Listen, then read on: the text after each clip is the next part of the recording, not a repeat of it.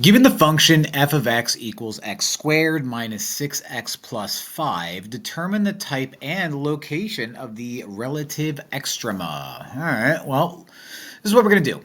We're going to find our critical points. The way you find your critical points is you're going to do the derivative and set it equal to 0. So f prime of x equals 0, like that. F prime of x is going to be 2x minus 6. Set that equal to 0. Okay? Add 6, 2x equals 6, divide by 2. We have one critical point, and that critical point exists at x equals 3, which is all of these. So that didn't really help. Now, what I'm going to do is I'm going to make myself a sign chart or a sign graph or a sign table. And this is going to be for the derivative of x. Now, my magic number is 3. And so what I want to do is I want to find out where this graph is increasing and where this graph is decreasing. Okay, if I go from something that's increasing to decreasing, I have myself a relative maximum. If I go from decreasing to increasing, I have myself a relative minimum. And if I go from increasing to increasing or decreasing to decreasing, I have myself a neither. None of these are going to be inflection points. That's the second derivative. We'll get there.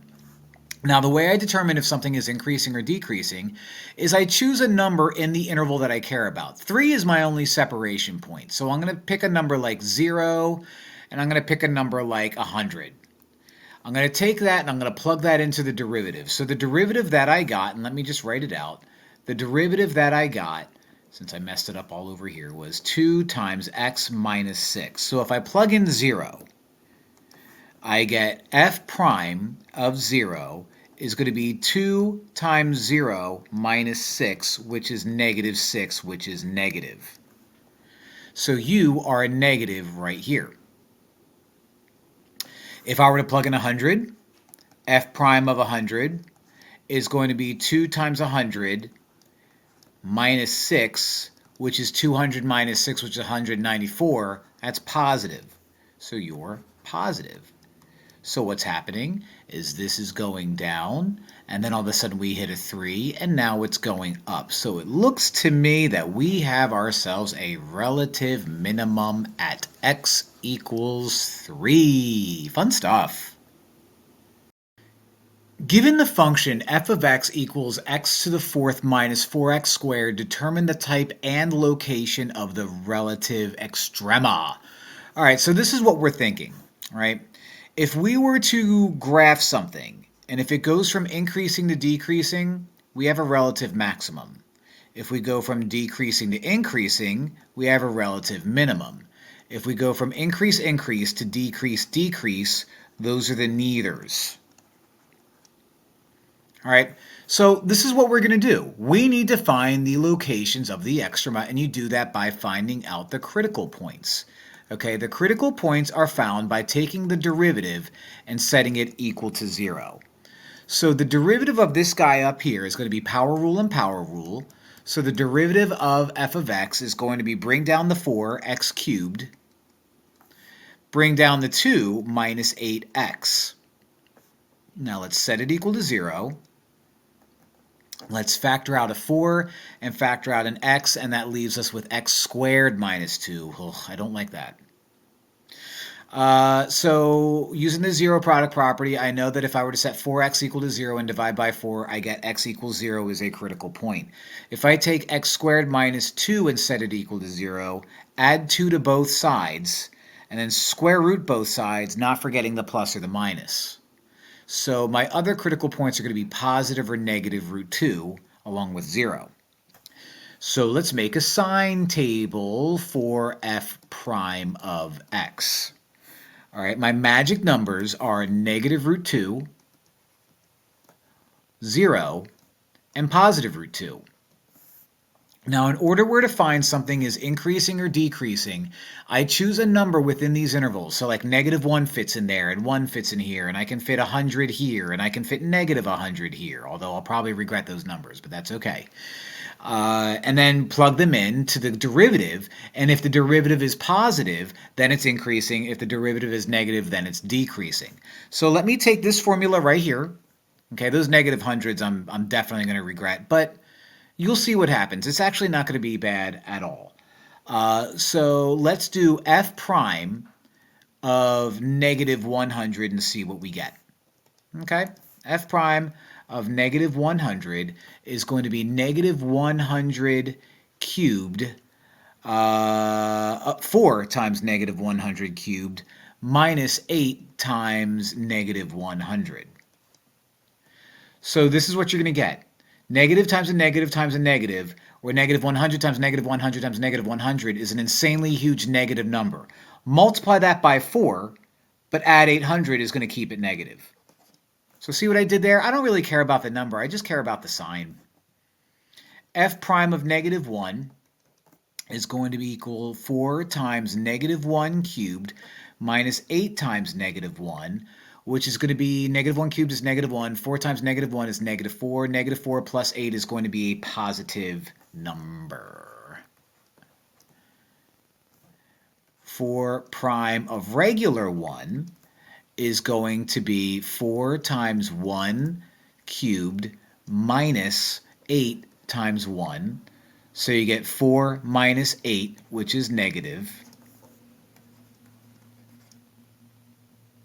And then you get f prime of 100, which is going to be 4 times 100 cubed, huge number, minus 800, which is going to stay positive.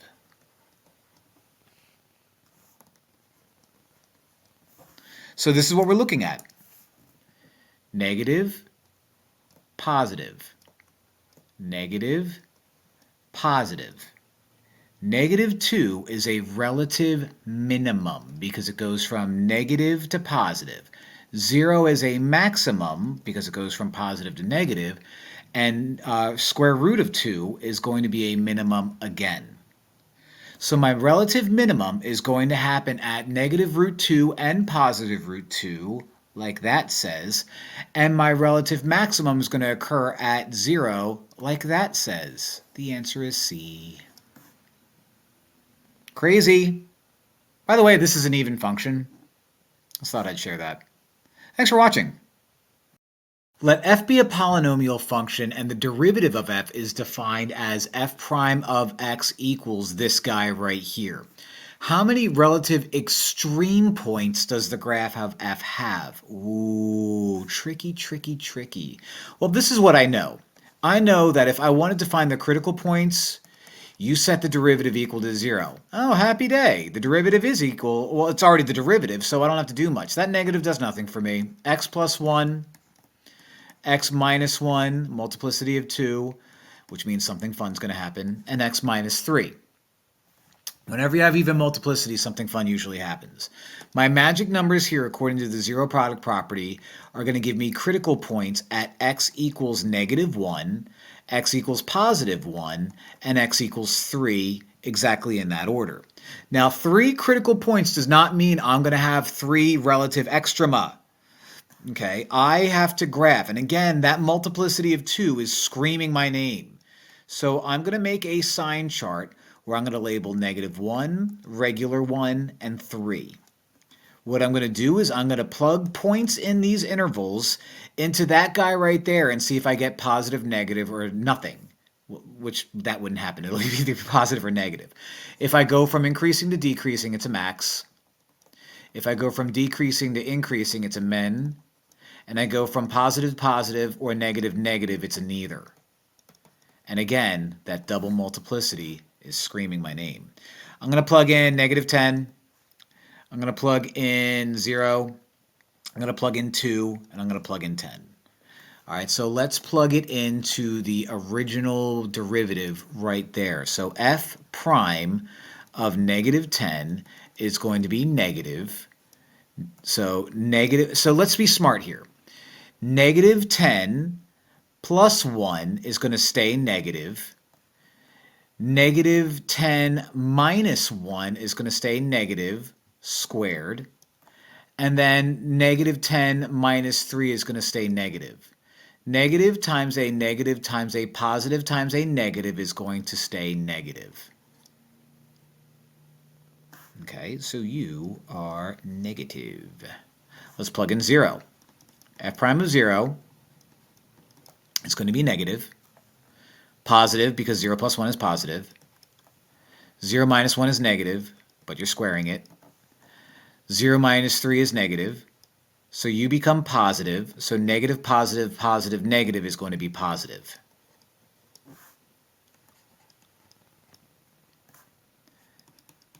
Let's try 2. Negative. 2 plus 1 is positive. 2 minus 1 is positive. Squaring it. 2 minus 3 is negative. So negative, positive, positive, negative is still positive. Ooh. Let's plug in 10.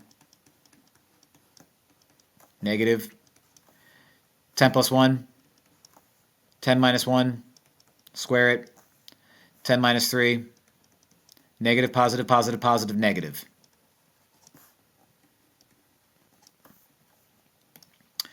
So here, I go from negative to positive, keep going positive to negative. So I have a min right there, I have a max right there, and I have a neither right there. Ooh, so how many relative extreme points does this graph have? Not 3, boys and girls, but 2. Tricky, tricky, tricky. I like it. Given the function f of x equals x cubed minus 6x squared plus 9x plus 5, find the exact coordinates of the relative extrema. All right, so this is what I have to do. In order to find relative extrema, I have to find critical points first, and that's done by taking the derivative and setting it equal to 0 like so. All right, so let's do that. F prime is going to be power rule, power rule, power rule, power rule. So 3x squared minus 12x plus 9, nothing. Let's factor out a 3 and see what happens. That leaves us with x squared minus 4x plus 3, which continues factoring out to x minus 1, x minus 3. Okay, set that equal to 0. And we get nothing here that helps us out. X minus 1 gives us a 0 at positive 1. So positive 1 there, and at positive 3. All right, now that we have our critical points, we need to find out where this is increasing or decreasing so I can use that information to determine where the relative extrema exists. So 1 and 3 are my magic numbers, and I'm doing this with f prime of x. I'm going to plug these guys into actually probably that formula because it'll be easier to deal with. But I'm going to plug 0 because it's below 1. I'm going to plug in 2 because it's a nice number between 1 and 3. And I'm going to plug in 10 because that's nice. All right, so I'm going to plug it into u because the numbers will be nice. Okay, f prime of 0 is going to be 3 times 0 minus 1, which is negative 1, times 0 minus 3, which is negative 3. And all that ends up being 3 times negative, so it's going to be a positive number. I don't really care what the number is. I just care if it's positive or negative. Let's do the same thing with 2.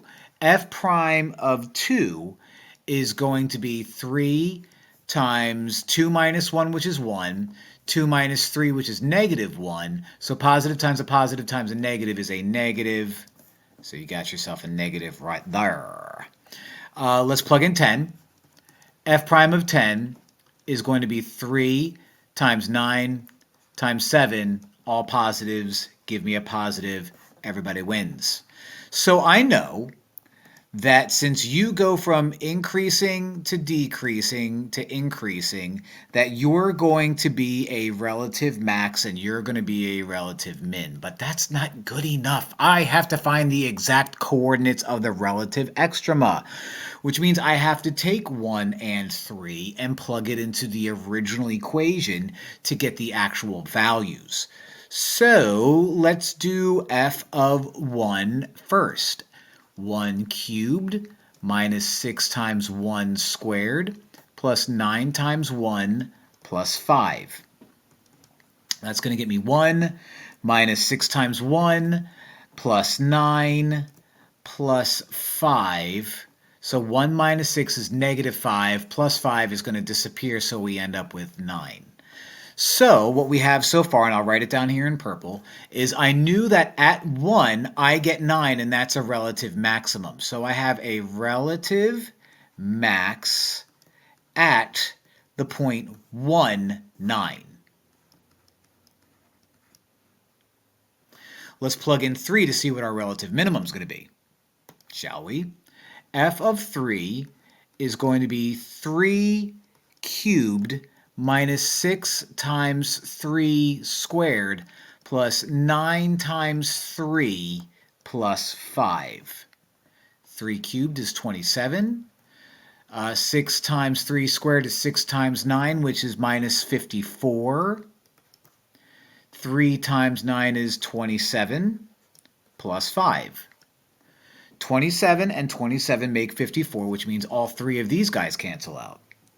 And so you get 5, which means my relative minimum is going to exist at the point 3, 5. And that is how you do it.